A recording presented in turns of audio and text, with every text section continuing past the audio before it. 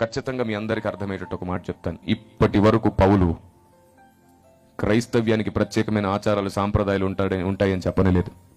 పత్రికలు నిండా చూడండి, ప్రత్యేకంగా క్రైస్తవ్యానికో సాంప్రదాయం, క్రైస్తవ్యానికో ఆచారాన్ని ప్రకటించనే లేదు.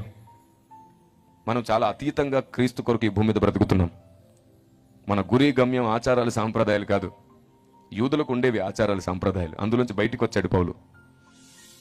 పౌలు ముందున్నది ఒకటే దర్శనం, ఒకటే కర్తవ్యం.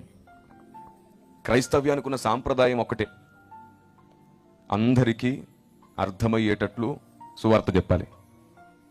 క్రైస్తవుడి ఆచారం ఒక్కటే, అందరి కొరకు మానక ప్రార్థన చేయాలి. క్రైస్తవుడికి ఉన్నటువంటి నియమ నిబంధన ఒక్కటే, లేఖనాలు నెరవేరేటట్లు భక్తి చేయాలి.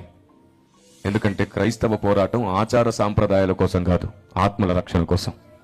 నా ప్రభు ఈ భూమి మీద ప్రతి ఒక్కరూ రక్షించబడాలన్నాడు. అందుకు అందరికీ సువార్త అందజేస్తాడు.